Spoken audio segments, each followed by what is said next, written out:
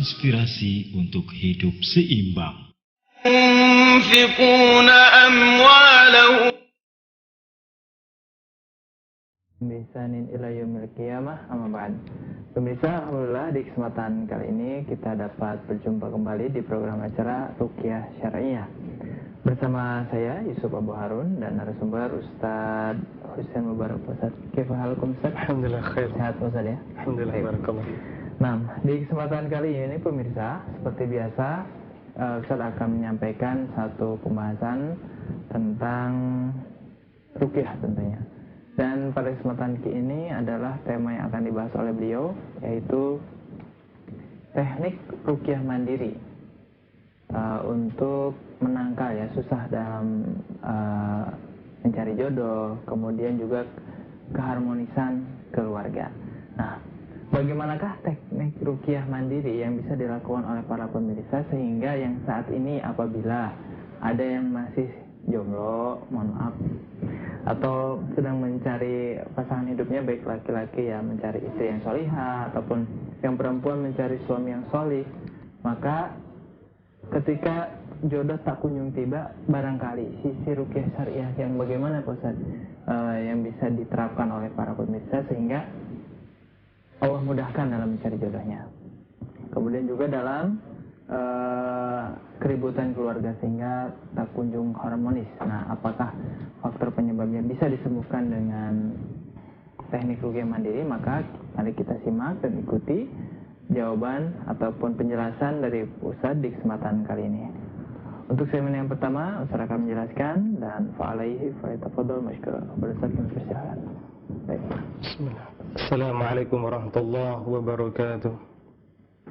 Innal hamdalillah wa bihi nasta'inu wa nastaghfiruh wa na'udzu billahi min shururi anfusina wa min sayyiati a'malina.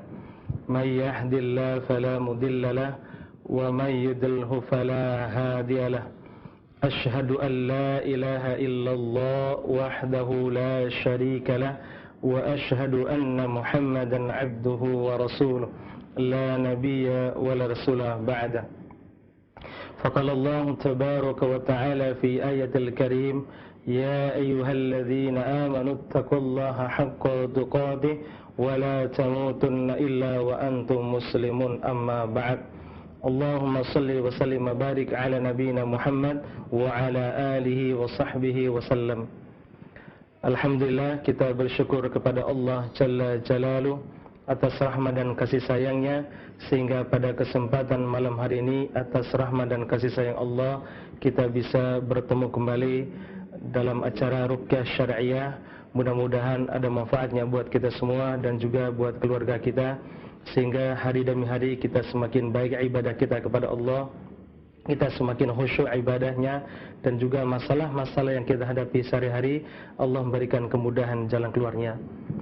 Pada kesempatan yang mulia ini akan kita jelaskan bagaimana teknik ruqyah mandiri bagi seseorang yang terhalang mendapatkan jodoh dan juga terhalang mendapatkan keharmonisan rumah tangga. Karena setiap seseorang pasti menginginkan kebahagiaan dunia dan akhirat. Bagi seorang yang sendirian akan bahagia apabila punya pendamping, baik laki-laki maupun perempuan. Begitu juga antara suami istri pasti menginginkan kebahagiaan dalam rumah tangganya. Tapi terkadang di saat-saat rumah tangga bahagia tersebut, ada salah satu faktor yang menghalangi kebahagiaan itu dan keharmonisan rumah tangga, yaitu asbabnya syaitan laknatullah alaih. Karena syaitan laknatullah alaih 24 jam mereka tidak pernah tidur dalam rangka menyesatkan kita. Mereka selalu berupaya untuk menggagalkan keharmonisan dan kebahagiaan rumah tangga tersebut. Mereka selalu untuk melaksanakan itu. Maka dalam beberapa riwayat dijelaskan bahwa setiap harinya syaitan laknatullah alaih akan datang ke komandannya untuk melaporkan apa yang mereka lakukan setiap hari. Ada satu setan yang mengatakan, wahai komandan, hari ini telah saya menyerumuskan dia untuk melakukan zina. Kata komandannya, nanti akan dia bertobat kepada Allah. Kemudian setan yang lain mengatakan, wahai komandan, hari ini saya telah saya telah menggoda dia agar dia melakukan korupsi. Kemudian komandan setan mengatakan, toh pada akhirnya dia akan bertobat kepada Allah. Kemudian ada salah satu setan yang mengatakan, wahai komandan, hari ini saya telah memisahkan suami istri. Maka setan mengacungkan jempol pada setan yang tadi, karena dia telah berhasil mencerai-beraikan rumah tangga. Maka inilah salah satu target utama setelah syirik kepada Allah. Setan berusaha merusak rumah tangga, dan juga seseorang yang belum menikah agar dia ditakut-takuti oleh setan biar tidak menikah. Inilah salah satu jebakan setan laknatullah alaih. Maka inilah yang perlu kita sadari, bahwa mereka selalu berusaha untuk menguasai manusia agar mendapatkan kebaikan tersebut. Maka pada dasarnya, bahwa di antara teknik untuk mengeluarkan jin yang ada pada diri kita, terutama yang terhalang jodoh dan juga yang susah mendapatkan keharmonisan dalam rumah tangga, pada artinya sama. Maka disebutkan oleh Rasulullah SAW dalam Sahih Bukhari, inna syaitan yajri min ibnan manjarodam. Sesungguhnya syaitan itu masuk ke tubuh seseorang oleh aliran darah. Maka syaitan akan masuk dari, di antaranya adalah dari ujung kaki sampai melebar ke badan kita.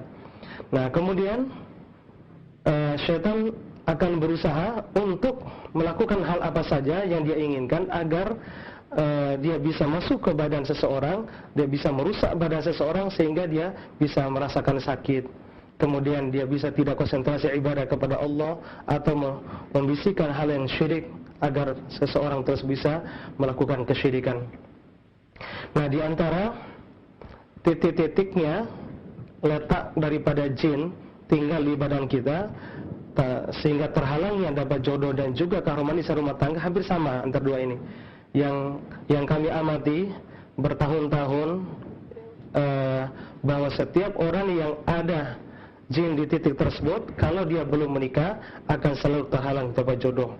Walaupun setiap orang itu pasti Allah Subhanahu wa ta'ala menjodohkan dengan seseorang itu, tapi terkadang dihalangi oleh syaitan tadi. Kemudian ada juga seseorang yang sudah dapat jodoh, namun akan dibisik oleh syaitan agar tidak mendapatkan kebahagiaan dalam rumah tangga tersebut.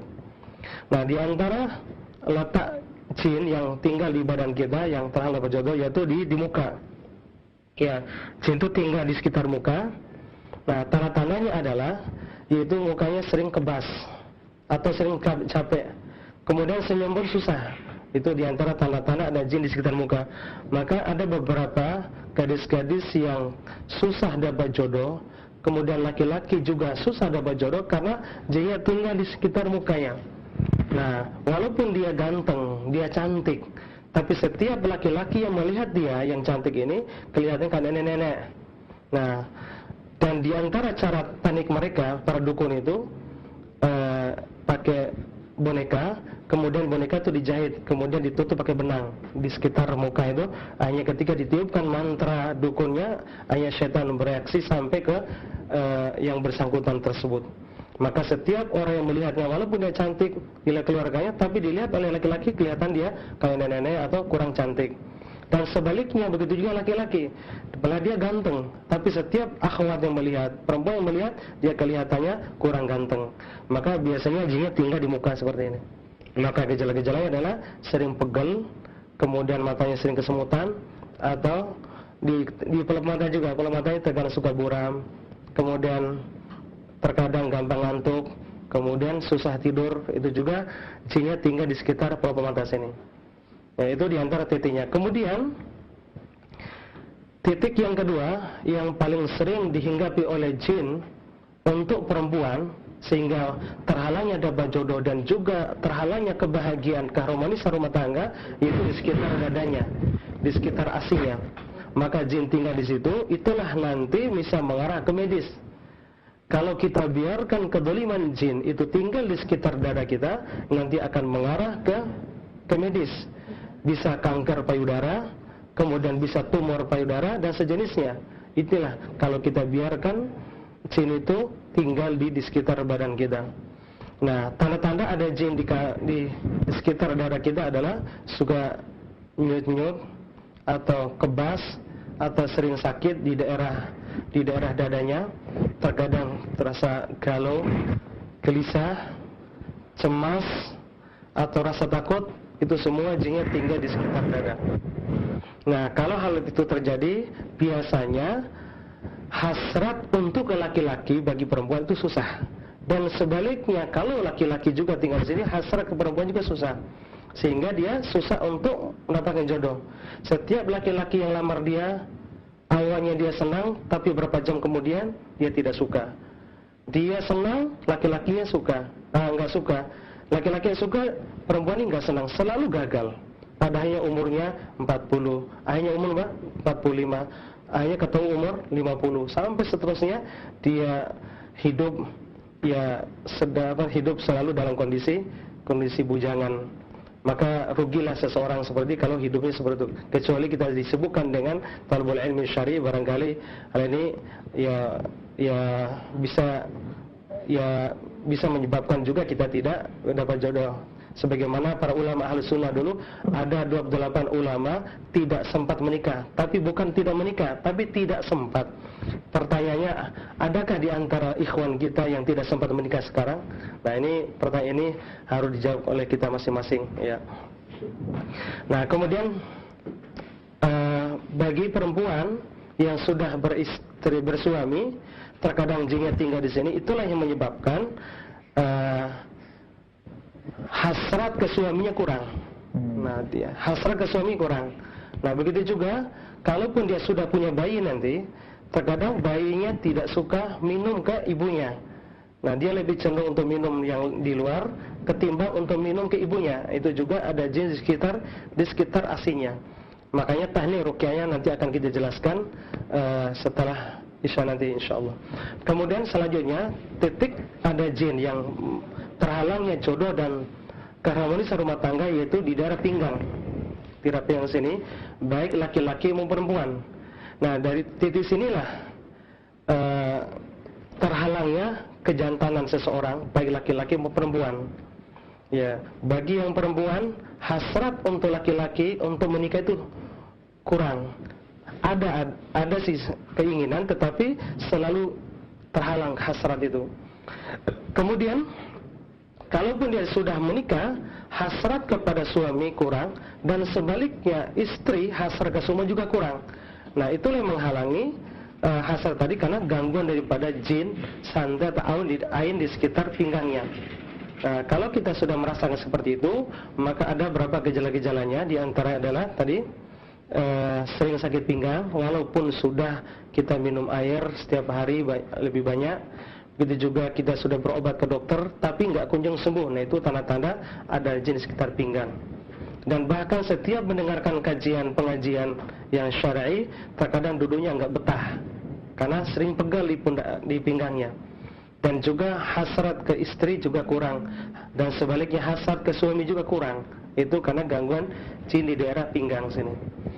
Nah, yang selanjutnya, titiknya terhalangnya keharmonisan dan juga terhalangnya jodoh, yaitu di bawah perut, di daerah keperempuan dan kelaki-lakian, itu di daerah kemaluan. Nah, biasanya kalau yang sudah menikah, setiap berhubungan suami istri atau ibadah khusus antara suami istri tidak bisa merasakan keharmonisan, kenyamanan. Terkadang bisa merasakan sakit, terkadang merasakan perih bagi perempuan, terkadang merasakan kebas, dan juga bagi laki-laki terkadang mengadakan pegal di daerah kelaki-lakiannya, dan juga merasakan sakitnya luar biasa di daerah kelaki-lakian dan keperempuannya itu. Nah, biasanya itu adalah pengaruh daripada gangguan jin dan juga santet yang sudah masuk di badan, salah satu badannya. Di antaranya adalah di daerah kemaluannya. Nah, kalau memang terjadi seperti itu, maka jangan kita biarkan kedoliman jin tinggal di badan kita. Karena setiap orang pasti menginginkan kebahagiaan bersama istri dan bersama suami. Maka inilah yang mengurangi kebahagiaan dan keharmonisan tadi. Maka salah satu solusi yang terbaik adalah hendaklah kita meruqyah diri kita sendiri tanpa dengan ustadz, tanpa dengan praktisi ruqyah. Insyaallah kita sendiri bisa mengeluarkan jin dan santet atau ain yang hinggap di badan kita. Insyaallah taala akan kita praktekkan nanti secara live dan juga kita akan mengadakan setelah Isya nanti. Ya, barangkali mungkin ada yang perlu ditanyakan. Ya, barakallahu fikum. Ya, demikian pemirsa tausiah yang Ustaz sampaikan terkait penjelasan di mukadimah tentang gambaran ataupun penjelasan bagaimanakah penyebab-penyebab dan juga faktor apa yang seringkali seorang hamba sulit mendapatkan jodoh, ataupun setelah mendapatkan jodoh tetapi ada hubungan yang tidak harmonis di tengah-tengah keluarga. Adapun teknis bagaimana cara meruqyah mandirinya insyaallah akan dijelaskan nanti setelah beberapa jeda di segmen ketiga. Nah, Ustaz, di sini sudah ada beberapa pesan singkat ya Ustaz terkait dengan permasalahan ini. Dan kami harapkan pemirsa untuk pertanyaan terkait dengan ruqyah syariah ya, untuk terkait dengan ruqyah syariah. Cocok sekali Pak Ustaz. Anak gadis saya usianya 30 tahun. Itu belum menikah. Artinya entah faktornya kenapa dan saat ini sekarang tinggal di Jakarta katanya. Mungkin karena faktor studi atau hal yang lainnya atau karena faktor pekerjaan. Nah, pertanyaannya adalah sampai sekarang belum ada jodoh. Apakah saya yang dari rumah bisa meruqyah anak saya? Maksudnya mungkin karena jaraknya berjauhan gitu. Demikian Ustaz. Iya. Barakallahu fiik, terima kasih atas pertanyaannya. Semoga Allah Subhanahu wa taala memberkahi kita semua dan juga semoga Allah taala memberikan jalan keluar terhadap ibu yang bertanya tadi. Apakah bisa meruqyah dengan cara jauh oleh ibu yang bersangkutan karena jaraknya? Secara jauh boleh dengan syarat satu dengan media, di antaranya adalah dengan HP. Kita bacakan langsung, bukan rekaman. Maka fatwa para ulama ahli sunnah, di antaranya Syekh Albani dan Syekh Utsaimin, ulama-ulama yang lain tidak membolehkan meruqyah dengan rekaman. Walaupun hal ini praktisi ruqyah membolehkan, wallahu taala alam. Tapi lebih ahsannya kita sendiri yang meruqyah, baik ibunya ataupun anaknya sendiri. Dan mohon ibu dijelaskan apa yang kita jelaskan tadi, yaitu teknik-tekniknya. Insyaallah ibu ikutin setelah salat Isya nanti akan kita praktekkan dan kita bacakan surat apa saja, ayat apa saja yang perlu dibaca sehingga bisa maksimal nanti untuk mengeluarkan pengaruh jahat, santet atau sihir serta pengaruh gangguan jin tersebut. Mudah-mudahan Allah memberikan jalan keluar terhadap anak. Nah, mohon dijelaskan langsung ke anaknya Bu, biar anaknya bisa mempraktekkan sendiri. Insyaallah taala Allah memberikan kesembuhan. Allah taala alam. Ya. Nah, baik, kita lanjutkan ke penanya yang kedua, masih dari pesan singkat. Anak saya sulit diatur Pak Ustaz, padahal usianya sudah 21 tahun. Tidak mau sholat, pokoknya dalam kategori sederhananya nakal seperti itu. Nah, apakah memang itu juga ada tanda-tanda kerasukan jin seperti itu Pak Ustaz? Iya. Sulitnya beribadah, demikian. Ya, barakallahu fiik. Terima kasih atas pertanyaannya. Dari Ibu Rina di Garut ini pertanyaannya. Ya, terima kasih pada Ibu Rina yang telah memberikan pertanyaan. Semoga Allah Subhanahu wa taala memberikan jalan keluar terhadap anaknya yang susah beribadah kepada Allah. Kita doakan mudah-mudahan anaknya bisa kembali untuk beribadah kepada Allah Subhanahu wa taala dan bisa sholat. Pemirsa WSA TV yang Allah muliakan, di antara sebabnya seseorang itu terhalang untuk ibadah kepada Allah yaitu gangguan jin. Sebagaimana disebutkan Rasulullah dalam riwayat Imam Ahmad dan derajat hadis ini sahih, inni khalaqtu ibadi hanafa fastalituhum syaitan. Sesungguhnya aku ciptakan hambaku dalam keadaan baik, dalam keadaan hanif. Maka syaitanlah yang menggiring orang itu agar tidak baik. Allah mentakdirkan dia bisa sholat, tapi karena ada syaitan sehingga syaitan menggagalkan dia biar dia tidak sholat. Nah, apakah ya semata-mata orang yang tidak sholat itu karena gangguan jin? Ada berapa faktor. Satu, bisa faktornya karena pergaulan. Pergaulannya terkadang bisa dipengaruhi oleh tadi anak temannya barangkali dia tidak sholat, barangkali ada jin juga, terkadang kena imbas anak kita. Karena Rasulullah katakan al-mar'u ala dini khalili, seseorang tergantung agama temannya. Terkadang dia ikut temannya. Satu. Yang kedua, bisa juga faktor cara menjelaskan orang tuanya kurang tepat, barangkali dengan kekerasan sehingga anaknya antipati, dia dendam kepada orang tuanya bisa. Yang ketiga, barangkali kurang doa, barangkali orang tuanya kurang doa buat anaknya. Ya. Yang ketiga bisa disebabkan karena gangguan jin itu. Maka kalau memang gangguan jin itu, mohon untuk dipraktekkan ruqyah, yaitu nanti bisa dibacakan di telapak tangannya, ya surat apa saja, tapi intinya dalam surat Al-Falaq An-Nas ditiup telapak tangan, kemudian diusap-usap di seluruh badannya dan difokuskan di daerah kepala dan di daerah pundaknya. Biasanya orang itu malas ibadah, gampang marah dan emosi, biasanya jinnya tinggal di pundak sebelah sini. Maka konsentrasikan usapannya dan bacakan ayat-ayat ruqyah di daerah pundaknya. Mudah-mudahan dengan jalan ruqyah itu semoga Allah memberikan hidayah kepada anaknya dan juga Allah Subhanahu wa taala mengeluarkan gangguan-gangguan jin tersebut. Allah taala alam. Nah, ya demikian untuk Ibu Rina di Garut. Kita lanjutkan ke pertanyaan berikutnya, masih pesan singkat. Nah ini Pak Ustadz, ada kaitannya dengan masalah keluarga. Pak Ustadz, bagaimana apabila seorang pria yang sudah memiliki istri seringkali curhat kepada seorang wanita yang sudah punya suami? Artinya apa ya, mungkin kenapa curhatnya itu enggak sesamanya atau lain dengan rumah tangga orang lain? Nah, apakah ini juga merupakan tanda-tanda bahwa sang suami terkena sihir gitu, Pak? Ya. Demikian. Barakallahu fiik, terima kasih atas pertanyaannya. Semoga Allah memberikan jalan keluar terhadap apa yang dialami tadi. Ya, apakah ada gangguan jin seseorang yang suka curhat kepada lawan jenis atau kepada orang-orang yang bukan pada tempatnya?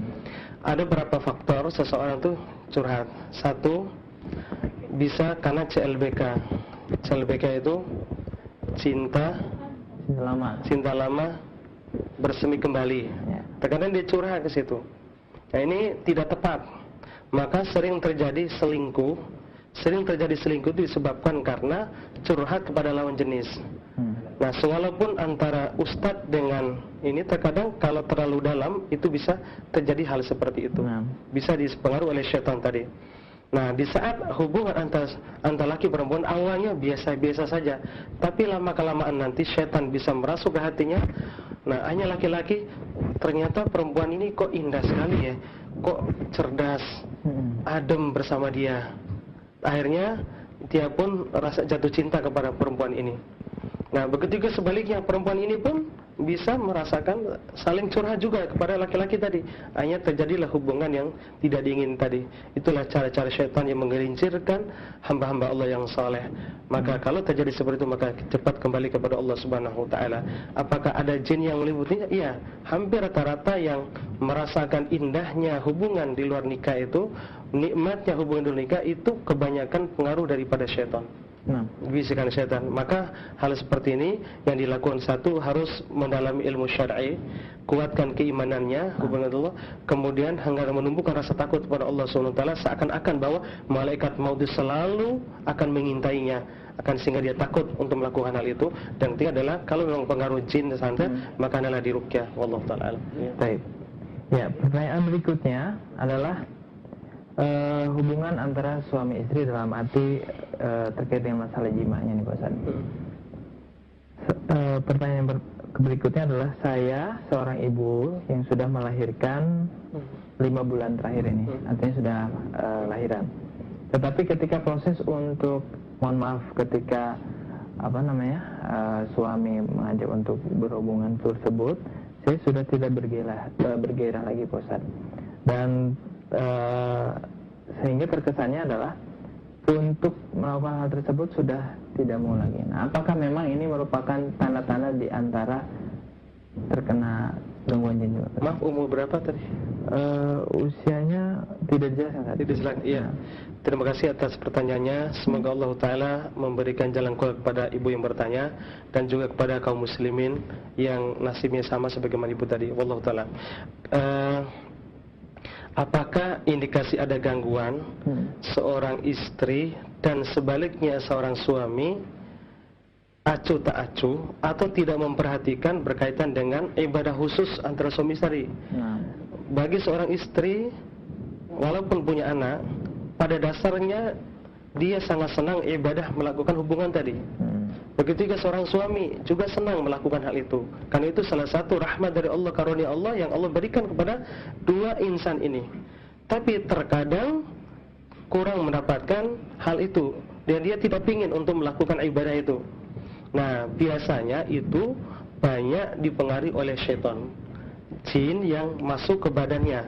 Nah, biasanya jin itu masuk, itu tadi yang saya sebutkan, sekitar di asinya, di payudaranya, kemudian di pinggang, nah, dan juga di daerah sekitar kewanitaannya. Nah, karena dia enggan untuk melayani itu satu, hasrat untuk ke situ kurang, biasanya di pinggang sini. Nah, sehingga jin tinggal di situ sehingga hasrat untuk melakukan ibadah itu tidak bisa atau kurang. Ya bisa sih bisa kalau dipaksakan, tapi kurang. Tidak bisa merasakan kebahagiaan tadi. Nah, gitu. Kemudian kalau hal itu terjadi, maka lakukan ruqyah nanti. Insya Allah kita akan praktikkan setelah sholat isya. Insya Allah. Setelah beberapa jeda. Nah, Pak Ustadz, terkait dengan sakit pinggang nih Pak Ustadz, ada pertanyaan dari seorang ibu rumah tangga ini mengeluhkan terhadap hubungan jimanya tersebut dengan suaminya, di mana sang suami seringkali sakit pinggang. Nah, apakah memang pernyataan Ustadz itu menunjukkan bahwa sang penanya ini sudah cocok dengan diagnosa Ustadz? Ya, barakallahu fiik, terima kasih atas pertanyaannya. Ya, itu salah satu tanda-tanda seorang suami itu kena gangguan. Nah, biasanya kalau dia mengeluh seperti itu, sudah berusaha berobat ke dokter, minum airnya banyak, tapi tetap merasakan sakit yang seperti itu, biasanya itu salah satu tanda bahwa itu ada gangguan. Nah, kalau ada gangguan seperti itu, maka ya teknik ruqyahnya ya sebagaimana kita jelaskan, yaitu diusap di daerah pinggang atau ditekan, dan nanti kita akan praktekkan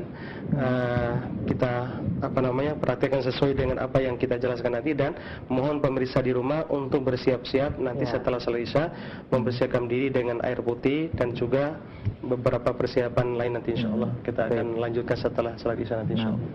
Ya, untuk persiapannya bisa pemirsa siapkan alat tulisnya, kemudian untuk mencatat barangkali nasihat-nasihat dari Ustadznya, kemudian tadi air putih Pak Ustadz ya, air putih. Nah, ya sambil menyiapkan Anda air putihnya dan di rumah, ada pertanyaan kembali nih Pak Ustadz, beragam nih Pak Ustadz, keluhan dari beberapa para wanita yang belum menikah. Ada yang usianya 26 tahun, ada yang usianya 27 tahun, ada yang 30 tahun, ada yang 44 tahun, belum menikah juga. Kalau ditarik kesimpulannya, ini kan dari berbagai SMS, setiap dicarikan jodoh, itu responnya itu dingin. Nah, pertanyaannya bagaimana nih solusinya Pak Ustadz? Mungkin merasa sebagai orang tua juga kasihan gitu kan, melihat anak putrinya belum juga dapat suami. Komentarnya silakan Ustadz. Ya, barakallahu fiik, terima kasih atas pertanyaannya. Itu tadi tanda-tanda sebagaimana kita jelaskan sebelumnya, bahwa apa yang ditanyakan itu bagian daripada tanda-tanda ada gangguan.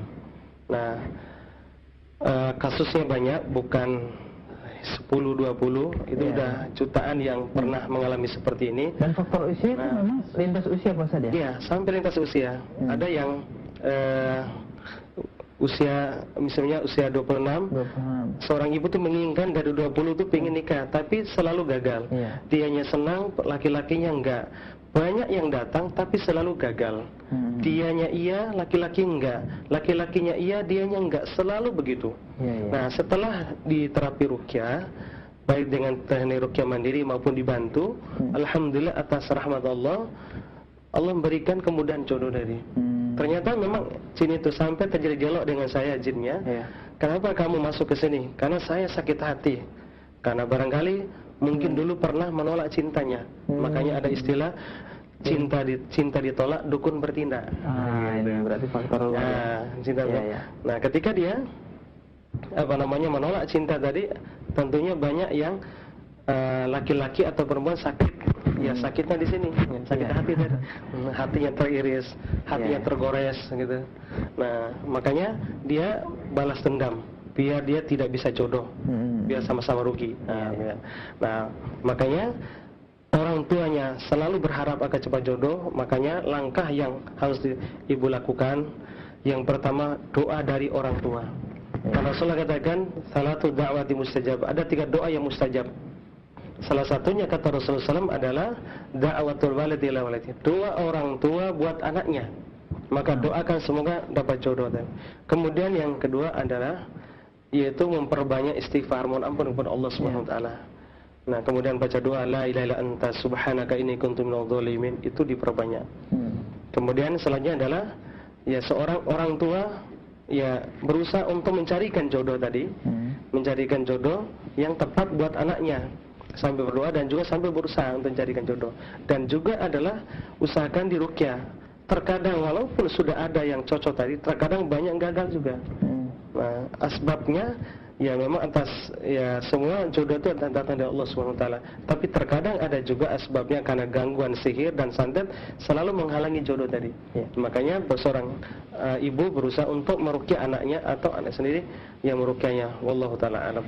Baik, pemirsa, demikian untuk di segmen berikut tadi di pembahasan beberapa pertanyaan dari pesan singkat sudah dibahas oleh Pak Ustadz, dan kita akan jeda sejenak sebelum kita nanti lanjutkan di penjelasan tentang bagaimanakah teknik ruqyah mandirinya setelah mengikuti beberapa jeda berikut. Tetap bersama kami di program Ruqyah Syar'iyah. Insyaallah kami akan kembali setelah beberapa jeda berikut. Alhamdulillahirabbil alamin, wassalatu wassalamu ala nabiyina Muhammadin wa ala alihi wa sahbihi ajma'in wa man tabi'ahum bi ihsanin ila yaumiddin, amma ba'd. Ya pemirsa, kembali lagi bersama kami di program Ruqyah Syar'iyah.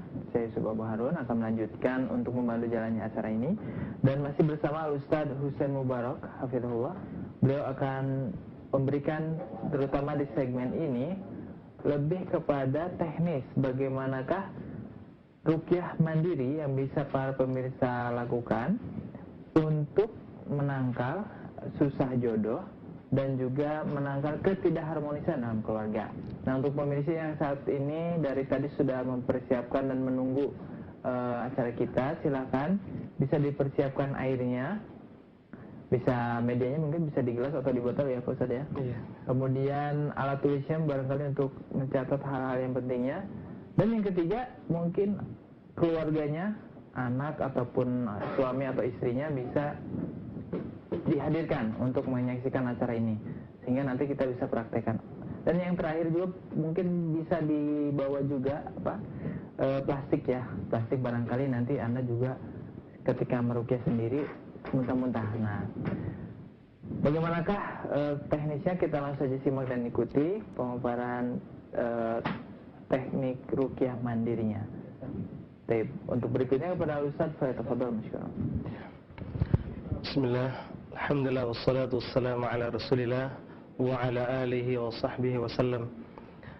Pemirsa Wesar TV yang Allah muliakan, alhamdulillah pada season kedua ini atas rahmat Allah kita bisa melanjutkan untuk ke season yang kedua, yaitu berkaitan dengan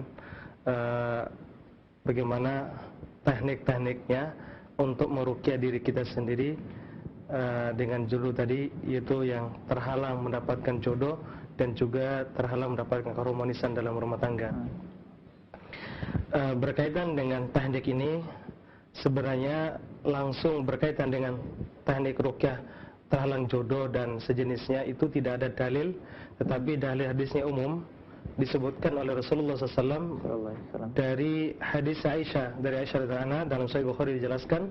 Aisyah mengatakan bahwa ketika Rasulullah SAW beliau sakit, beliau punya masalah, beliau menggabungkan kedua tangannya, kemudian beliau membacakan al-mu'awidat al-falaq an-nas, kemudian ditiupkan dengan telapak tangan, kemudian mengusap di seluruh badannya.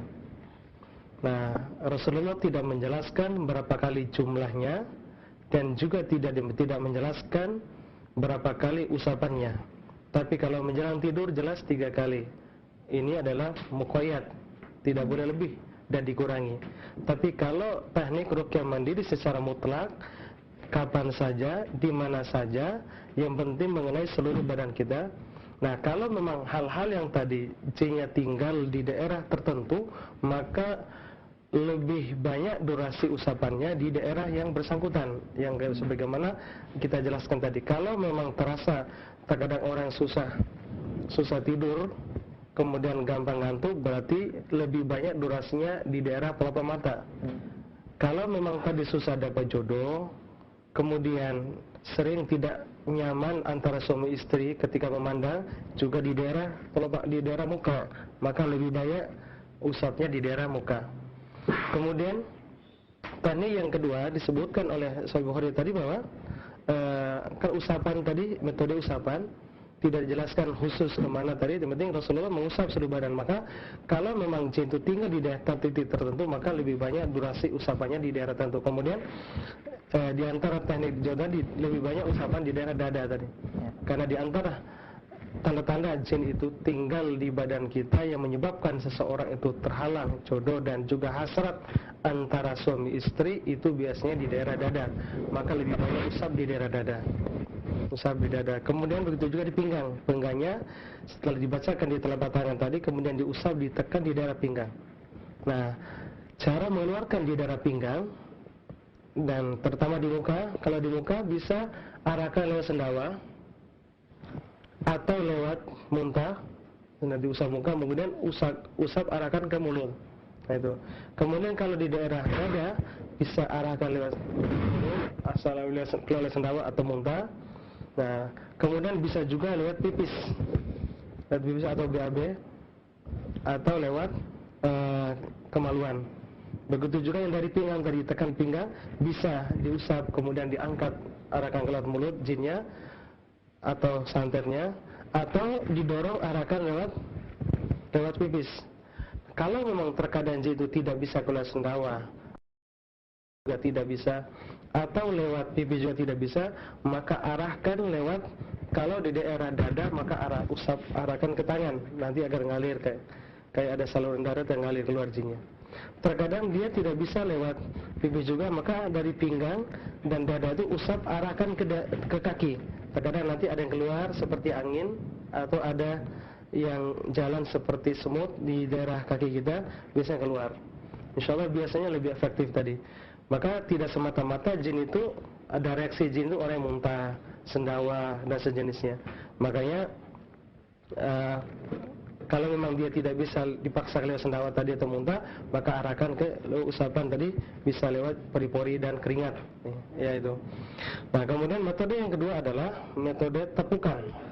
Terkadang jin itu tidak bisa ditepuk, kemudian bisa tidak bisa diusap, kemudian bisa ditepuk. Sebagaimana disebutkan dalam riwayat Bukhari, Rasulullah menepuk salah seorang sahabiah yang pada saat itu ada gangguan, kemudian Rasulullah kata, ya adalah ukhruj. Nah, ini menunjukkan bahwa tepukan itu bagian daripada sunnah.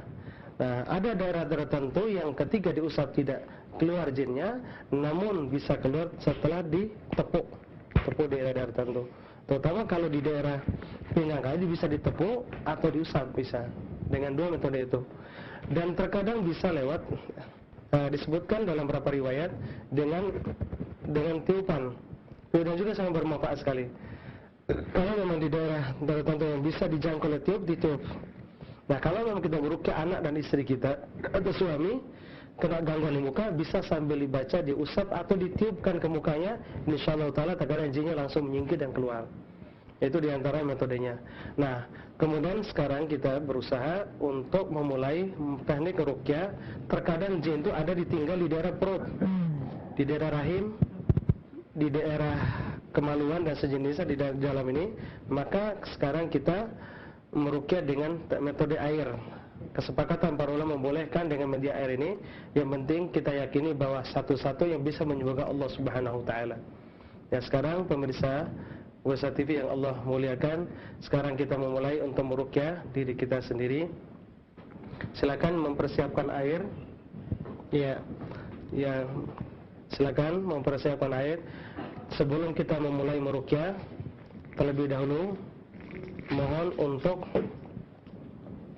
menurunkan semua gambar-gambar yang bernyawa atau foto-foto. Karena jin-jin itu biasanya setelah keluar dari badan kita, dia akan tinggal di foto itu. Nah, kalau fotonya gunung, fotonya makhluk yang tidak makhluk bernyawa, bukan makhluk bernyawa, biasanya tidak apa-apa. Tapi yang jadi masalah itu adalah kalau fotonya itu yang makhluk bernyawa, biasanya jinnya tinggal di situ. Walaupun kita sudah mengeluarkan jin tadi dari badan kita, tapi karena ada jin yang tinggal, ada foto di sekitar rumah kita, maka jinnya tinggal di situ nanti. Itu dijelaskan oleh Imam Ibnu Qayyim. Dan pengalaman saya pribadi, hampir semua jin-jin yang setelah keluar dari badan mesti akan mampir di foto itu. Mampir di foto itu, setelah pengakuan daripada jin itu, dan dia tidak bisa maksimal keluar. Begitu juga patung-patung disingkirkan semua.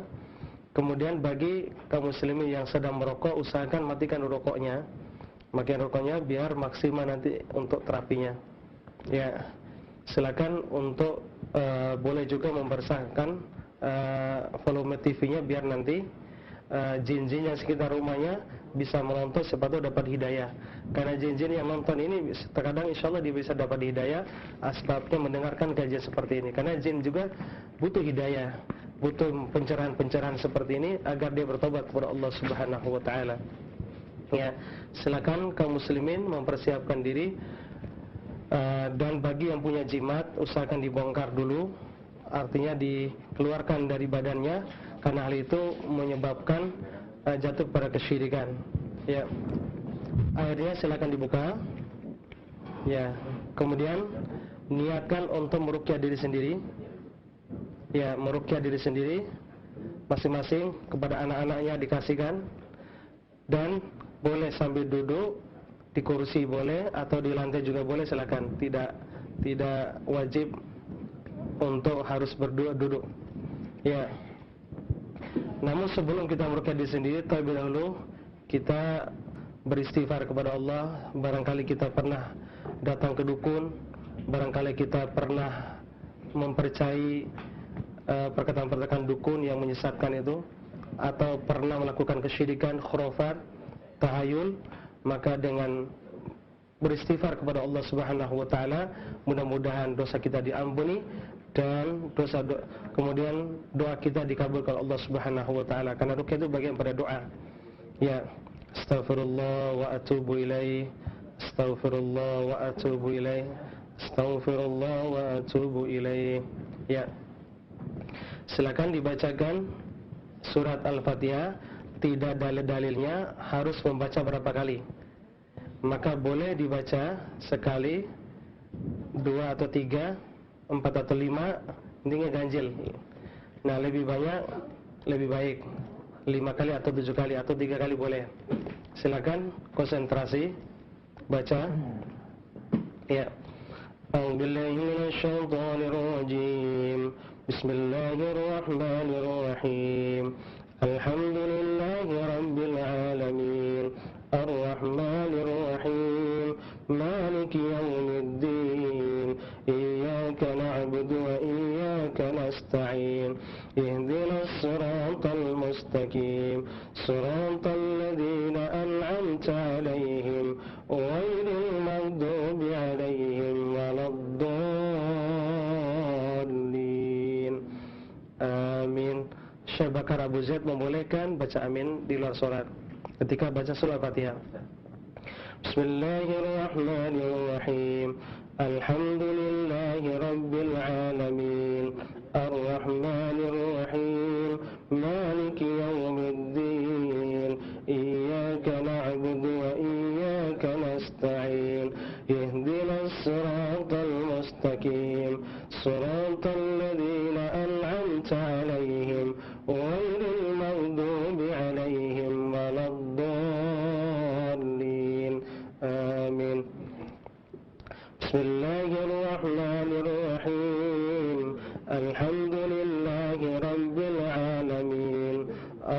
Rahmanir Rahim Maliki Yawmiddin Iyyaka na'budu wa iyyaka nasta'in Ihdinas siratal mustaqim Siratal ladzina an'amta 'alaihim ghairil maghdubi 'alaihim waladdallin. Amin. Boleh ditiup dan boleh tidak. Silakan Syekh Muhammad SAW membolehkan untuk tiup. Ya. Sekarang baca bismillah pakai tangan kanan dan niatkan untuk meruqyah diri sendiri dan minta kepada Allah, ya Allah ya Rabb, keluarkanlah seluruh penyakit hamba ya Allah. Seluruh penyakit baik gangguan jin, ain, santet ataupun penyakit-penyakit medis. Ya Allah, keluarkanlah penyakit hamba ya Allah. Kami berdoa, ya Hayyu ya Qayyum birahmatika nastaghits. Allahumma shalli ala Muhammad la ilaha illa anta subhanaka inni kuntu minadh dhalimin. Kemudian baca doa dan minta kepada Allah sesuai dengan keinginan kita. Semoga penyakit-penyakit yang kita rasakan disembuhkan oleh Allah Subhanahu wa taala. Silakan diminum. Bismillah. 3. Ya. Sebaiknya yang botol setengah botol minum.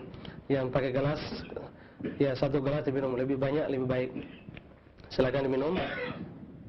Ya.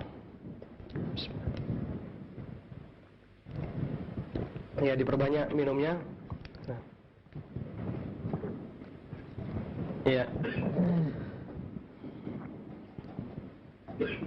Ya.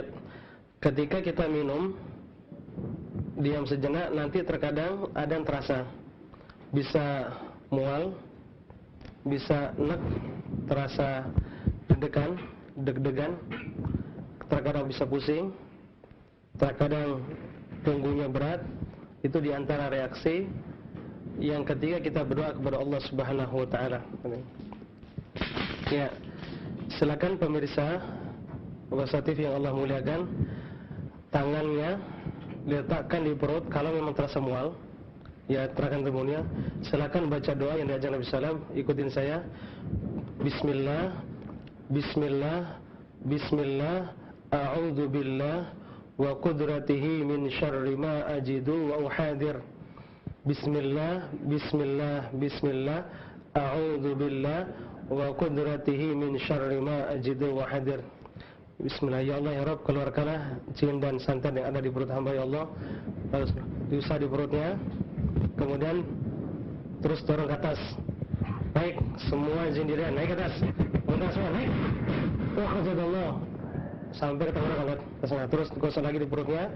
Ditekan, dorong ke atas, pelan-pelan minta kepada Allah konsentrasi yang khusyuk. Naik ke atas agar nanti bisa lihat sendawa atau muntah. Terus ditekan, dorong ke atas. Muntah semua. Ya Allah, Allah. Naik atas. Terus. Ya, silakan diusap lagi terus di perutnya. Didorong ke atas. Dorong ke atas terus. Ke sendawa atau muntah. Naik. Ya sendawa terus. Ya sendawa terus. Ya.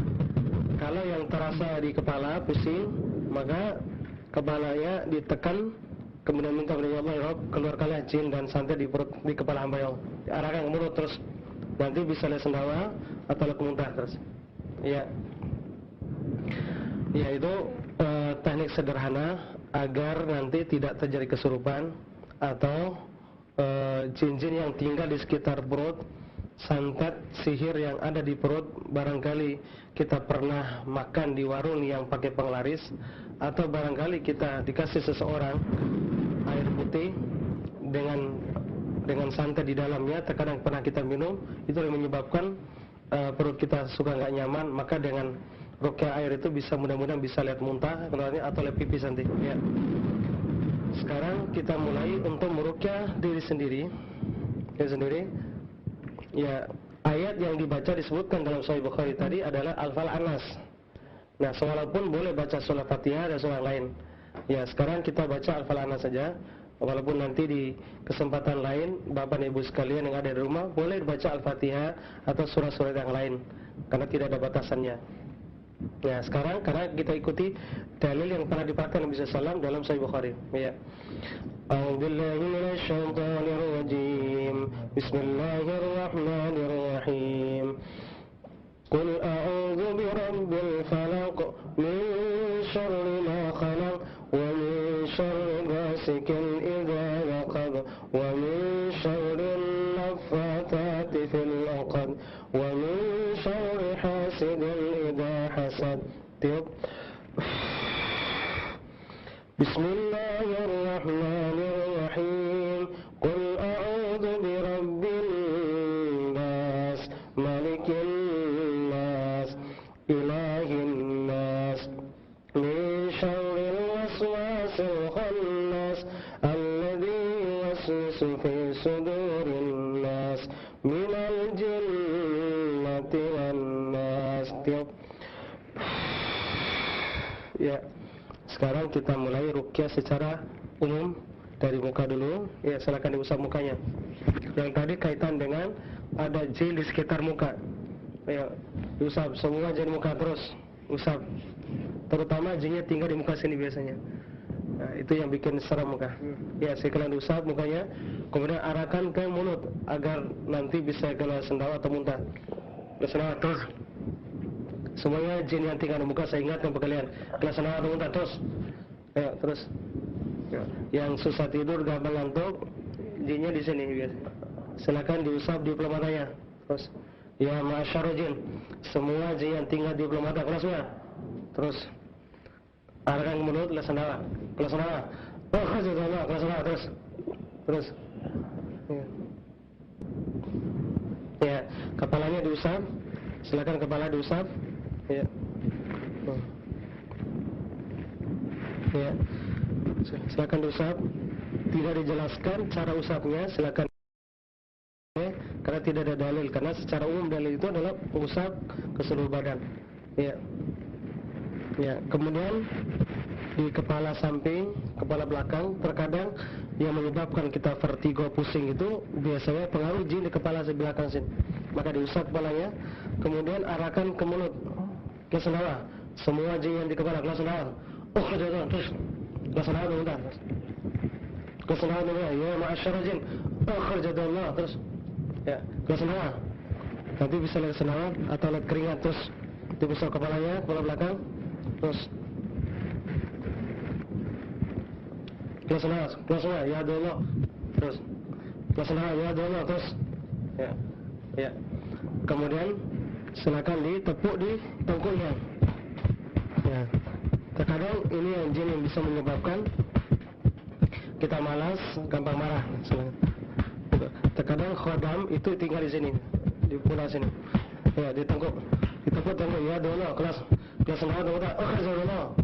Semua jin-jin yang tinggal di tengkuk, di pundak, baik jin yang ditanam oleh keluarga atau jin santet, kalau semua begitu juga di pundak. Nah, di pundak ditepuk di pundak ya, kemudian diusap. Begitu juga di sekitar ketiak. Nanti akan kita coba konsentrasi usapannya. Insyaallah nanti ada yang ngalir. Terus terkadang ada yang ngalir di ujung kayak angin. Ya, terus konsentrasi dari orang. Ya. Ya dolok, semua jin yang tinggal di pundak kena semua ya dolok terus. Nah sekarang di dada diusap. Ini kaitan dengan tadi. Terkadang bagi yang susah keharmonisan ke suami istri, kadang-kadang jinnya tinggal di sekitar dada.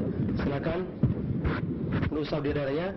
Tidak dijelaskan tekniknya atau usapannya seperti tawaf atau seperti apa, terserah. Tidak ada dalil yang menjelaskan harus seperti tawaf. Ya silakan diusap.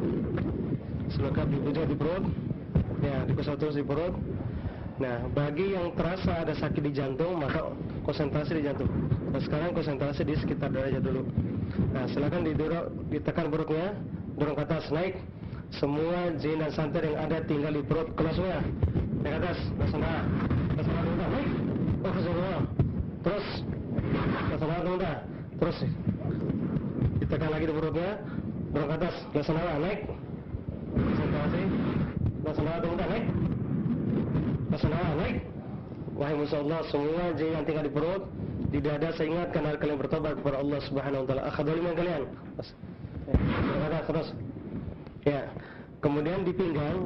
Nah, ini yang sering kali pinggang ini yang dia tinggal untuk terhalangnya mendapatkan keharmonisan antara suami istri dan juga hasrat laki-laki ke perempuan dan juga hasrat perempuan ke laki-laki juga kurang, ini tinggal di sekitar pinggang. Silakan ditekan pinggangnya dan ditepuk-tepuk juga boleh. Ya. Diusap atau ditepuk. Ya, silakan. Nah, kemudian diangkat. Ya Allah ya Rabb, keluarkanlah jin yang ada di pinggang hamba. Dorong ke atas. Bersama naik. Bersama. Baik, ditekan, didorong. Bismillah ya Allah ya Rabb, keluarkanlah jin dan yang ada di pinggang hamba. Dorong ke atas, naik. Bersama naik. Bersama atau balik terus. Terus naik ke atas. Terus bersama terus. Dorong di pinggang. Terus ditekan di pinggangnya, dipas di pinggang. Biasanya di situ yang menyebabkan kita sering sakit pinggang dan juga hasrat untuk ke arah kebaikan tadi agak kurang. Kemudian diusap dorong. Ya. Kemudian di daerah paha dan juga silakan ditepuk atau diusap. Terus ditepuk. Nah, kemudian di daerah lutut, di lutut, di kaki, kemudian diusap, didorong sampai ke arah kaki. Nah, dia ada yang keluar insyaallah. Saya ingatkan kepada jin yang ada di kaki, di paha, yang terkadang mungkin sering kesemutan, sering pegel, kakinya susah melangkah, itu silakan ditepuk. Di paha bawahnya ditepuk terus, di lutut yang agak kencang, tepuk agak kencang. Ya. Nah, kemudian didorong, terus konsentrasi. Nanti ada nyali di kakinya kayak ada semut. Terus ya. Ini teknik usapannya untuk secara umum. Nah, kemudian sekarang teknik yang kedua, walaupun ini tidak harus seperti itu, tidak ada dalilnya, boleh dibolak-balik, boleh silakan. Baca Al-Falaq lagi. A'udzubillahi minasyaitonir rajim. Bismillahirrahmanirrahim. Qul a'udzu birabbil falaq min syarri ma khalaq wa min syarri ghasikin idza waqab wa min syarri naffatsati fil 'uqad wa min syarri hasidin idza hasad. Bismillahirrahmanirrahim. Qul a'udzu birabbil nas, malikin nas, ilahin nas, min syarril waswasil khannas, alladzi yuwaswisu fi sudurin nas, minal jinnati wan nas. Ya, bacanya boleh 2, 3, boleh. Tapi sekarang kita praktikkan 1 kali aja. Silakan diusap di mukanya, biar nanti mukanya tambah cerah. Kalau ada jin yang nempel di muka, insyaallah nanti auranya kebuka. Bagi gadis-gadis, anak-anak kita, putri kita atau putra kita terkadang aura yang ketutup, mudah-mudahan dengan usapan ini Allah keluarkan jin yang menghalangi jodoh tadi, yang menghalangi kecantikan dan kegantengannya. Terus ya, semua jin muka terus usap, konsentrasikan di muka dulu. Ya, ma'asyara jin, semua jin yang tinggal di muka saya ingatkan, keluar semua dari senawa, ada ke mulut, keluar senawa terus, keluar senawa terus, semua jin yang tinggal di muka, keluar senawa terus, ya keluar senawa, di bawah juga terus, keluar senawa terus, ukhaj dulu, ya dulu, ukhaj, keluar semua, ya. Itu untuk tahapan yang pertama berkaitan di muka. Nah, sekarang di daerah dada, terutama putri kita yang terkadang ada gangguan di sekitar dadanya dan di sekitar asinya, silakan diusap di daerah sini. Ini yang terkadang bayi kita susah untuk minum susu untuk minum tadi karena ada gangguan jin di sekitar di asinya. Maka diusap di sekitar asinya. Dan ini yang insya Allah, kalaupun ada terindikasi mengarah ke kanker payudara dan juga tumor, insya Allah dengan usapan ini Allah sembuhkan. Itu begitu dahsyat sekali usapan ini. Sudah dibuktikan oleh para pakar kesehatan, masya Allah luar biasa. Itu yang pernah dipraktekkan Nabi SAW dengan usapan. Silakan diusap di daerah dadanya, terus, nah silakan diusap, terus, nah kemudian ditekan sambil didorong arahkan ke mulut, ke senawa. Ya ma'asyara jin, ukhajatullah, ke senawa, terus senawa naik. semua jin di dada naik ke atas ke bawah. Terus ya didorong dari daerah asingnya turun ke atas, arahkan ke bawah. Semua jin yang tinggal di dada kelas bawah naik ke atas. Ya, ini durasinya ditanya di sini. Bagi yang bermasalah dengan keharmonisan rumah tangga tadi adalah lebih banyak usapnya di daerah sini dan di muka. Nah, kemudian lebih banyak juga usapnya di daerah pinggang sekarang. Bismillah, diusap di pinggangnya terus. Ya ma'asyarul jin, semua jin yang tinggal di pinggang, sehingga kepada kalian untuk bertobat kepada Allah. Kedoliman kalian, semua jin yang tinggal di pinggang terus ditepuk, pinggangnya ditepuk. Ya, pinggangnya ditepuk. Ya, silakan bagi para bujangan-bujangan yang terkadang susah menikah, yang mudah-mudahan jinnya bisa keluar. Ya, biasanya kalau bujangan itu, kalau laki-laki, jin yang tinggal di badannya biasanya jin perempuan biasanya itu. Ya. Kemudian diusap, kemudian didorong naik ke atas, kelas sendawa naik. Nah, naik kelas sendawa, batu muda, sendawa terus, gosok lagi naik. Semua jin yang tinggal di pinggang naik ke atas, kelas sendawa batu muda naik. Oh dulu. Terus kelas sendawa naik. Terus, ya. Nah itu diperbanyak, diusap berulang-ulang juga, nggak apa-apa sampai pinggang kita hilang sakitnya dan untuk keharmonis tadi sudah merasakan manfaat daripada ruqyah mandiri. Nah kemudian selanjutnya kalau memang tidak bisa lewat sendawa, arahkan pipis dari pinggang sini, arahkan pipis suruh dorong ke bawah. Nah kemudian yang selanjutnya setelah di pinggang, gangguan di sekitar kemaluannya, bisa merasakan sakit, bisa merasakan kebas, bisa merasakan baal, itu semua gangguan pengaruh jin di sekitar sini. Itulah yang terkadang laki-laki itu nggak bisa bangun sama sekali. Ya biasanya nggak bisa sama sekali, nggak bisa bangun. Itu terkadang gangguan di sekitar sini. Nah silakan diusap lagi di sekitar perut bawah, kemudian di sekitar kemaluannya diusap, silakan.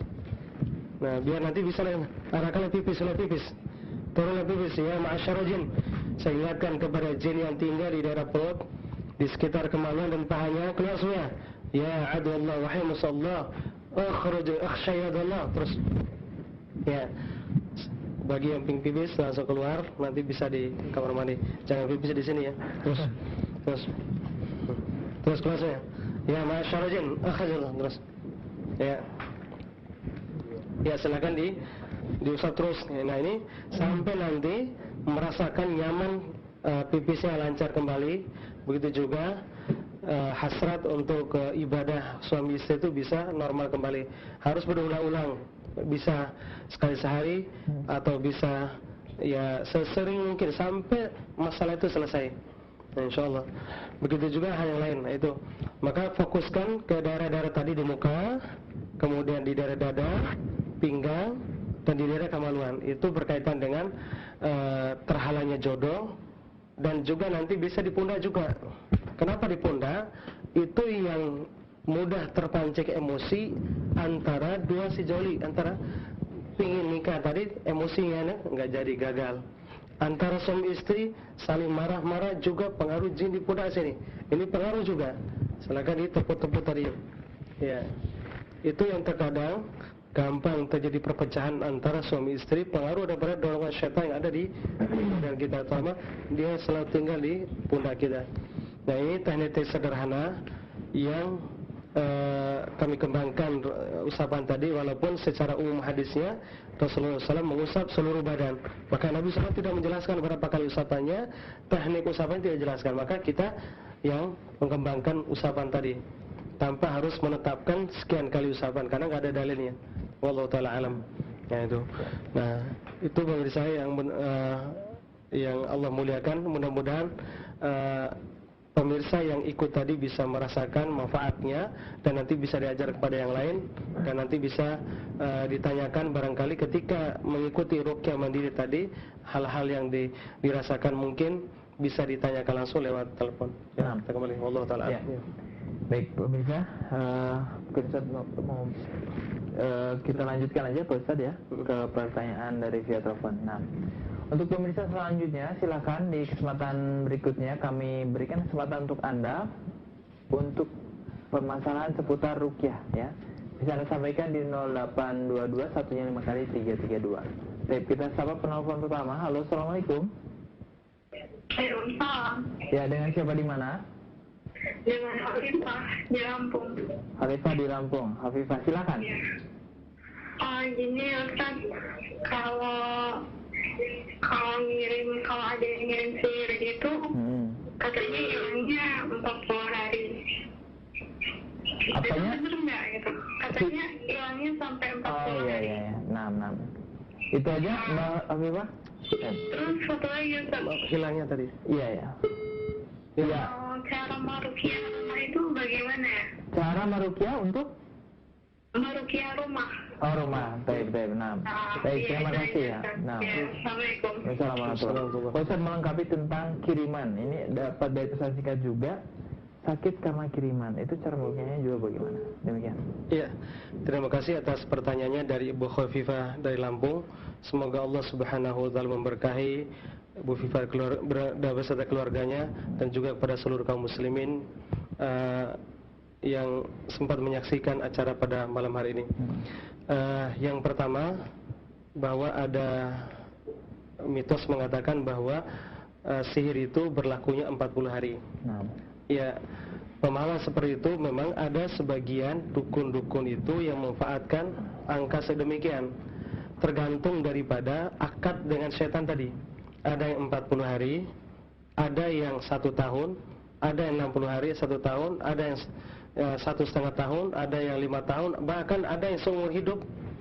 Ada sampai itu sampai mati juga. Nah, tidak ada akad khusus.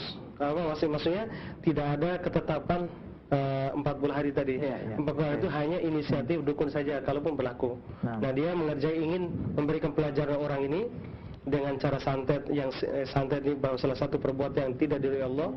Nah, 40 hari saja, selebihnya terkena lepas. Itu akad antara dukun dengan jin tadi. Nah, itu bisa juga seperti itu. Namun terkadang di lapangan banyak yang lebih daripada itu, ada yang 1 tahun bahkan keluar ya. Nggak keluar sampai 16 tahun pun banyak kasus seperti itu. Makanya pemahaman seperti itu memang di lapangan ada kayak gitu, tapi lebih banyaknya tidak ada pakai metode itu, dukun-dukunnya itu. Ya, wallahu taala. Dan kemudian yang ruqyah rumah. Ya, adapun teknik ruqyah rumah secara dalil umum itu ada. Rasulullah SAW menyuruh untuk membacakan surat Al-Baqarah. Makanya Rasulullah SAW menyuruh untuk membaca surat Al-Baqarah itu sangat bermanfaat sekali. Setelah kita membaca surat Al-Baqarah di rumah, maka rumah itu akan dijaga oleh Allah SWT, dan jin-jin yang tinggal di sekitar rumah akan keluar. Namun ada beberapa persyaratan yang harus dilakukan kalau kita ingin meruqyah rumah. Satu, kita dalam kondisi berwudu. Kenapa harus berwudu? Agar doa kita nanti dikabulkan Allah SWT dalam keadaan suci. Yang kedua, orang yang berwudu terkadang setan tidak bisa masuk kan, itu sebagai penjagaan. Yang ketiga, selainnya adalah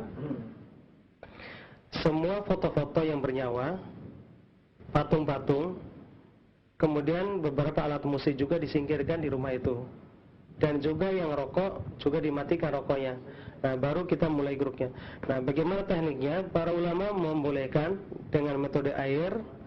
Kemudian air itu bisa air apa saja, ya, dibacakan ayat-ayat ruqyah seperti surat Al-Fatihah. Kemudian baca 5 ayat awal Al-Baqarah boleh. Kalau enggak dibaca juga enggak apa-apa. Kemudian baca surat ayat kursi. Kemudian 2 ayat Al-Baqarah dibaca nanti boleh, ya, atau baca seluruh surat Al-Baqarah juga boleh. Kalau karena ini panjang, boleh dipilih 10 ayat. Itu disebutkan oleh Ibnu Mas'ud, barang siapa yang membaca 10 ayat dari surah Al-Baqarah, maka Allah menjaga dirinya dan keluarganya. 10 ayat itu adalah 5 ayat awal Alif Lam Mim, kemudian ayat kursi, 2 ayat setelah ayat kursi, dan 2 ayat terakhir Al-Baqarah. Kalau awalnya 4 ayat, maka terakhirnya 3 ayat. Lillahi ma fis sama wa fil ard itu. Nah, itu 10 ayat boleh dibacakan di air itu. Kemudian boleh baca surah As-Saffat ayat 1 sampai 10. dijelaskan oleh Syekh Abdul Salam Bali dan juga ulama yang lain bolehkan tadi. Baca Al-Falaq An-Nas juga boleh. Artinya membacakan di ayat ini tidak ada ayat yang khusus karena tidak ada dalilnya. Artinya boleh baca surat apa saja. Terutama intinya tadi, boleh. Nah, setelah itu baru dipercikan. Namun sebelum kita memercikan di sekitar rumah dan di tempat usaha, terkadang usaha yang ketutup tadi, dan di rumah juga banyak arogan-arogan yang ditunjuk oleh syaitan tadi, maka baca dulu isti'adzah yang dicontohkan Nabi SAW agar kita terhindar dari serangan jin tadi. Terkadang kita melemparkan air, biasanya jin langsung nyergap kita. Terkadang dia langsung dorong kita atau masuk ke badan kita, biasanya terkadang di pundak. Nah, baca dulu a'udzu bikalimatillahi tammatin min syarri ma khalaq. Setelah baca itu, insyaallah Allah melindungi kita dari serangan. Atau baca surat Fussilat itu, Rabbi a'udzu bika min hamazati syayatin wa a'udzu bika rabbi ayyahdurun. Ya, itu baca isti'adzah seperti itu, baru dipercikan. Ya Allah, wahai musalla keluar. Dipercikan di pojok-pojok rumah. Nah, biar keluar. Nah, kemudian di sekitar ini juga lantai terus. Nah, sampai ruangan-ruangan di atasnya, kemudian depannya semua ruangan rumah dipercikan. Ya, mudah-mudahan dengan itu Allah mengeluarkan tadi. Kemudian juga bisa dilakukan berulang-ulang sampai masalah tadi selesai. Wallahu taala alam. Baik, demikian untuk Ibu Khafifah di Lampung. Kita lanjut ke penelpon berikutnya. Halo, assalamualaikum. Halo, assalamualaikum. Ya, dengan siapa di mana? Ya, waalaikumsalam warahmatullahi wabarakatuh. Dengan Bapak siapa di mana, Pak? Halo. Heri. Pak Heri di mana Pak Heri? Pak Heri, mohon maaf volume televisinya dikecilkan, Pak. Dari Madura. Dari Madura. Silakan Pak, pertanyaannya, Pak. Ya, kalau itu pengen bersatu ibadah itu pengen khusyuk itu baca doa apa yang bernama itu? Oh, itu aja, Pak. Iya, terima kasih. Assalamualaikum. Nah, tampung lagi Pak Ustaz penelpon yang lainnya. Biar sekaligus. Halo, assalamualaikum. Assalamualaikum. Halo. Iya, sampai ini ya. Ya, dengan siapa di mana? Ini di Purbalingga. Dengan Bapak siapa, mohon maaf? Karena begitu jelas. Ya, silakan Pak, pertanyaannya Pak. Saya sudah penyakit non-med ini. Terus setahun itu 2 tahun lah pada seperti anak kepala. Terus gigi saya kepala terus badannya aku itu solusinya gimana? Sakitnya di bagian kepala, Pak?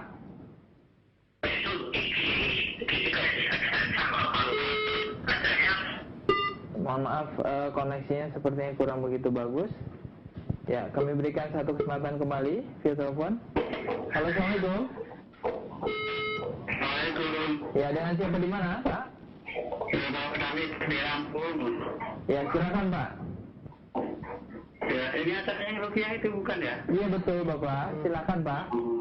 Yang saya tanyakan gini Pak, namanya kalau beli rupiah di kamar, nggak ada foto-foto itu bisa nggak ya? Maksudnya gimana Pak?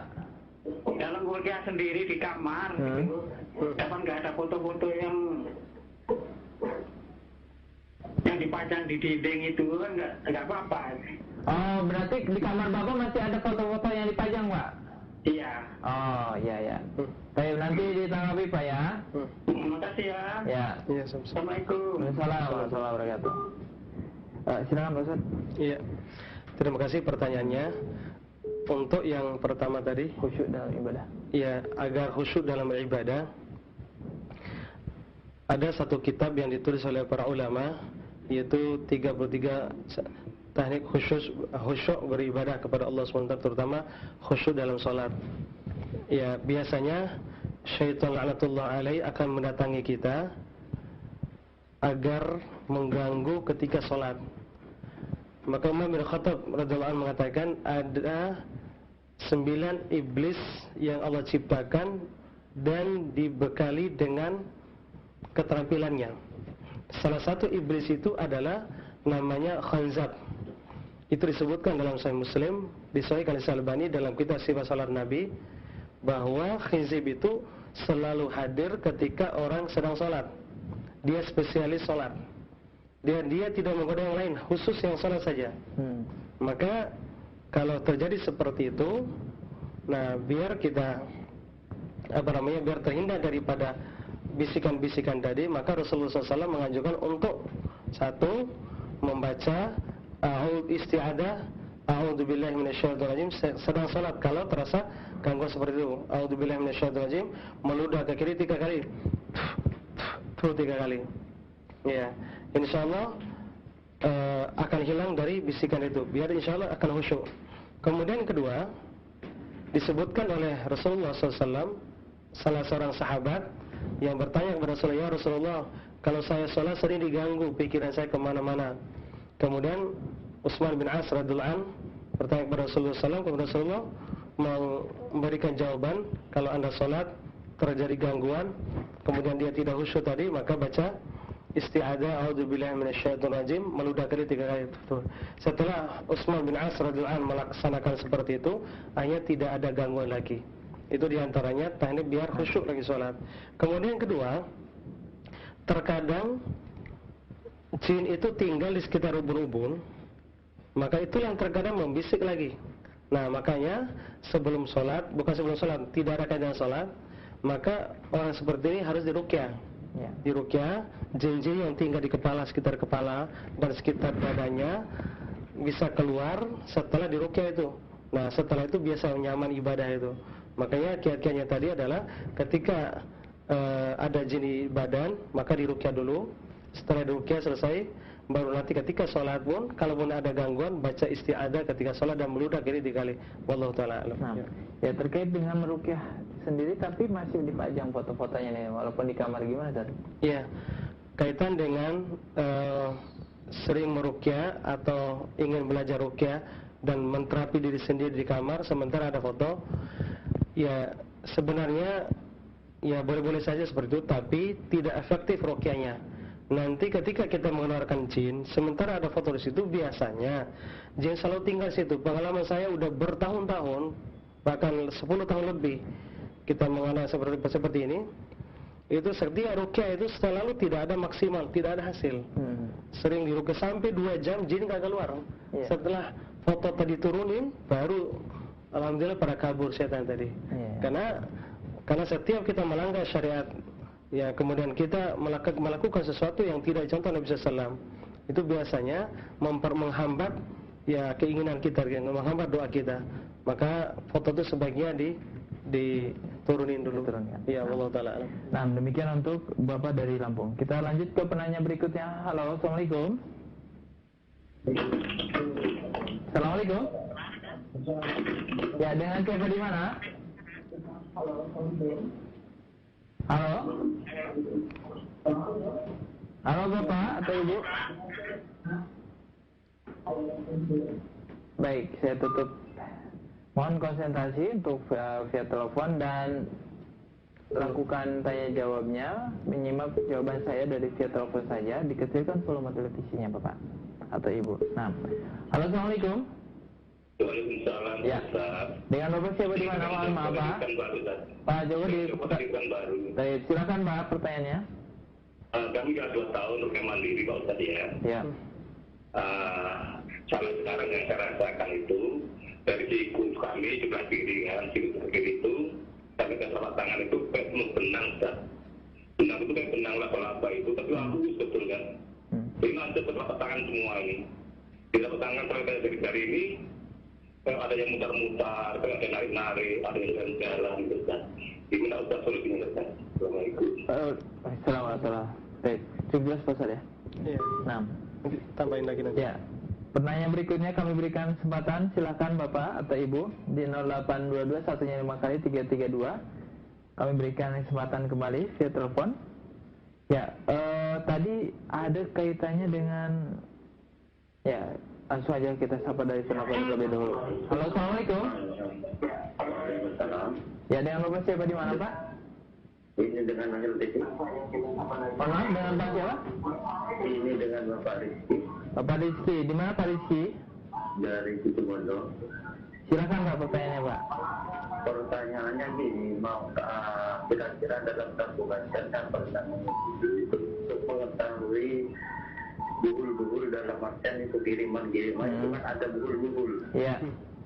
Nah, untuk mengetahui itu buhulnya itu ada di mana, itu kira-kira bagaimana caranya untuk mengetahui? Iya. Karena syarat utama untuk melepaskan ilmu-ilmu seperti itu kan harus melepaskan buhul-buhulnya itu dulu. Iya.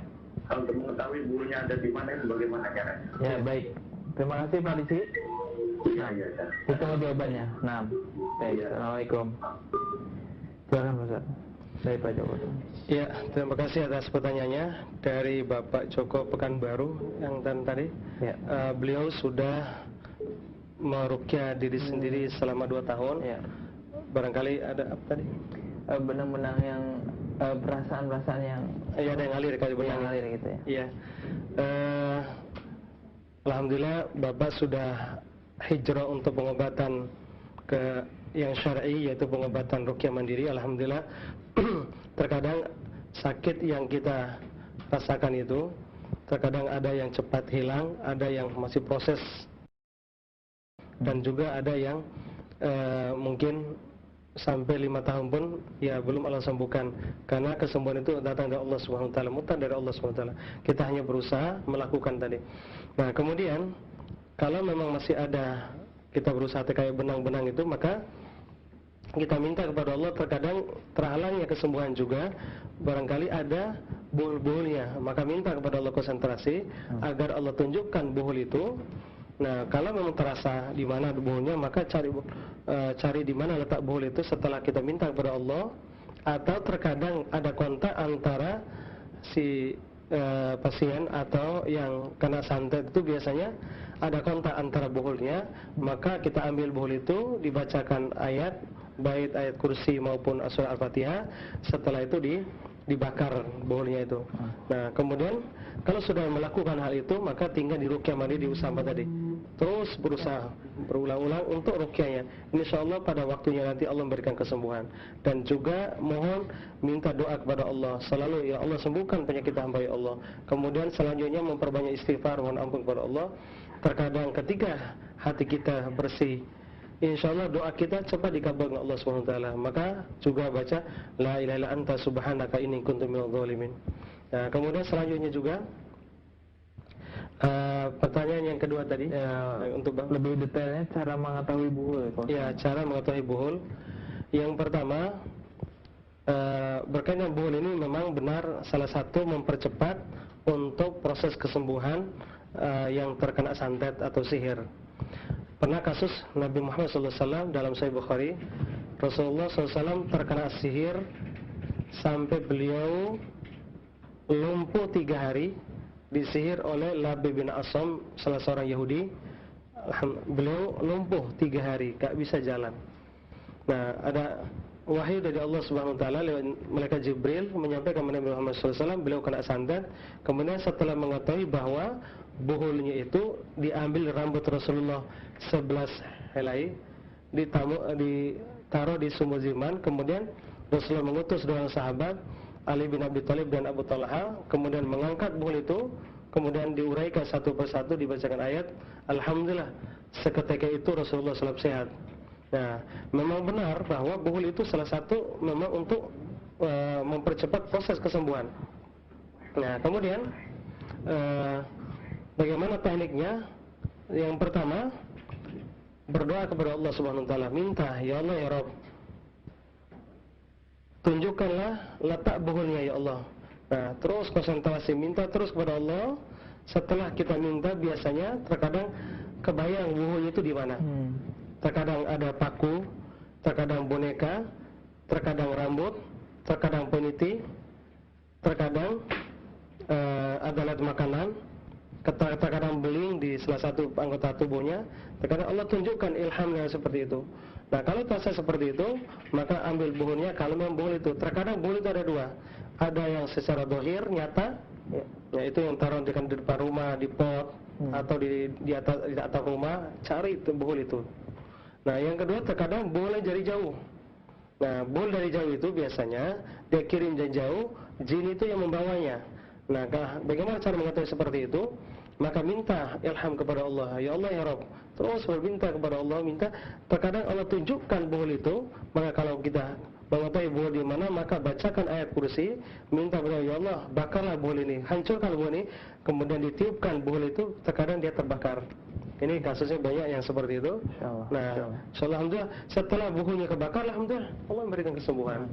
Nah, itu yang sering kita praktekkan untuk mencari buhul. Kemudian metode yang kedua adalah sambil dibacakan ayat dan minta juga kepada Allah, berjalan di daerah sekitar rumah itu, minta konsentrasi. Ya Allah ya Rabb, tunjukkanlah kepada hamba buhul. Terkadang ketika kita jalan, di mana letak buhul, ada kontak antara orang yang kena sihir dengan buhul itu.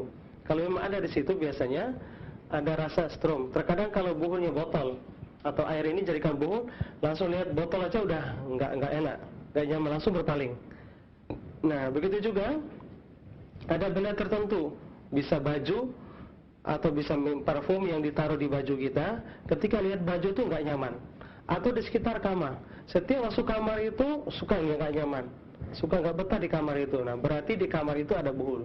Maka cari buhul itu, bisa baju, satu persatu minta kepada Allah. Terkadang kalau melihat buhul itu langsung respon nggak enak, bahkan HP pun bisa jadi buhul. Ini kasusnya banyak. Insyaallah. Nah, bahkan jaket dan jenisnya. Biasanya kalau ada buhul itu respon pada Allah itu langsung berpaling, nggak bisa melihat. Biasanya kalau di air ini buhul, biasanya ada makhluk besar yang tunggangin biasanya. Nah, itu yang terkadang serem, bikin berpaling orang yang kena santet tadi. Nah, itu. Makanya kalau ada seperti itu, nah, itulah yang dibakar, diambil bacaan ayat kursi atau ayat yang lain, ditiupkan baru dibakar. Nah, itu teknik-tekniknya. Mudah-mudahan kaum muslimin yang mendapatkan nasib sama seperti ini, semoga Allah mempertemukan buhulnya dan semoga Allah hancurkan buhul itu, dan Allah SWT melindungi kepada seluruh kaum muslimin, dan mudah-mudahan semakin dekat dengan Allah SWT. Maka kami sampaikan, jangan pernah datang ke dukun dan paranormal, maka lakukanlah ruqyah tadi. Walaupun kita belum sembuh Allah berikan, maka bersabar terus kepada Allah, karena perlu diingat, bersabar dengan sakit diridhoi Allah itu lebih baik daripada sembuh tapi dimurkai Allah. Itu yang kami pesankan, selalu pesankan diulang-ulang kepada pemirsa. Ya, maka kalaupun sakit maka bersabarlah kepada Allah. Mudah-mudahan Allah memberikan kesembuhan tadi. Wallahu taala alam. Pak Ustadz, satu lagi ya, terkait dengan tadi mengangkat dari pesan singkat, 6 bulan terakhir itu hubungan antara suami istri, terutama suami, itu ketika di puncaknya, mohon maaf, tidak keluar spermanya. Bahkan belakangan ini kemaluannya semakin mengecil. Nah, apakah ini juga satu di antara faktor terkena sihir, Pak Ustadz? Bagaimana solusinya? Iya, barakallahu fikum. Terima kasih atas pertanyaannya. Barangkali ini pertanyaan terakhir kali ya. Ya, terakhir Pak. Ya. Lagi penutup, Pak Ustadz. Kasusnya banyak yang seperti ini. Qadar Allah, baru 1 hari yang lalu kasus sama pertanyaan ini. Kemarin ya? Kemarin. Ada kasus ini berapa tahun yang lalu, dia mimpi dipatok ular kemaluannya. Terus setelah itu mengecil. Itu juga mengecil. Dan ada juga kasus yang sama juga, tapi walaupun berbeda tapi inti ke situ. Nah, setiap habis sholat subuh, ya jamaah ini selalu ibadah khusus kepada istrinya. Tapi ini nggak bisa bangun. Mulai nggak bisa berjalan berbulan-bulan loh. Dikiranya capek saja, ternyata itu gangguan. Begitu juga berhubungan nggak keluar sperma tadi, nggak bisa keluar. Nah, ternyata semua itu kebanyakan gangguan. Walaupun mungkin ada faktor medisnya, tapi bisa dilakukan cek dokter, kemudian juga dengan herbal dan juga dengan lain-lain. Tapi biasanya ini adalah lebih banyak ke non medisnya, lebih banyak ke gangguan jinnya atau santet. Nah, kemudian hal seperti itulah kebanyakan gangguan. Kemudian teknik untuk ruqyahnya adalah bacakan Al-Falaq An-Nas atau Al-Fatihah, ayat kursi, tiup di telapak tangan, diusapkan di kemaluannya. Usap kemaluan, kemudian arahkan pipis. Nah, ada 2 titik kalau seperti itu, di pinggang sama di daerah kemaluan di sekitar pangkalan ini. Nah, ditekan di sini. Insya Allah nanti lewat pipis bisa. terus konsentrasi minta berdoa, ya Allah ya Rabb, sembuhkanlah penyakit hamba ya Allah, keluarkanlah jin dan santet yang ada di sekitar badan hamba ya Allah. Nanti tekan oleh pipis. Ya, terkadang oleh pipis, terkadang dia nggak mau. Ya biasanya kalau ditekan itu, ayo kalau pipis sampai dikajilah. Oh jadi Allah, keluar masalah, ditekan keluar. Nah, terkadang kalaupun belum bisa lewat pipis, maka usap arahkan kaki. Terus dari kemaluan usap arahkan lewat kaki. Nah, insyaallah nanti ada yang keluar lagi. Nah, itu teknik-teknik insyaallah lebih efektif yang seperti itu. Mudah-mudahan Allah memberikan jalan keluar kepada pemirsa tadi. Mudah-mudahan kepada seluruh kaum muslimin Allah lindungi dari segala serangan jin, santet dan ain. Dan mudah-mudahan kita hari demi hari semakin khusyuk beribadah kepada Allah Subhanahu wa taala. Dari saya cukup sekian. Wallahu taala alam. Wassalamualaikum warahmatullahi wabarakatuh. Ya, pemirsa, demikian perjumpaan kita bersama Ustaz Husain Mubarak di kesempatan kali ini di program Ruqyah Syariah. Tema yang sudah disampaikan adalah terkait dengan teknik ruqyah mandiri untuk bagi Anda yang terhalang dalam mencari jodoh dan terhalang dalam keharmonisan keluarga. Semoga Allah Subhanahu wa taala memberikan kemudahan dan kesembuhan bagi para pemirsa. Sekian dan terima kasih. Saya Yusuf Abu Harun, mohon undur diri dan mengucapkan selamat mengikuti acara kami berikutnya. Mohon maaf atas segala kekurangan. Wabillahi taufiq wal hidayah. Subhanallahi bihamdik, asyhadu an la ilaha illa anta, astaghfiruka wa atubu ilaik. Assalamualaikum warahmatullahi wabarakatuh. Ya, barakallahu fikum.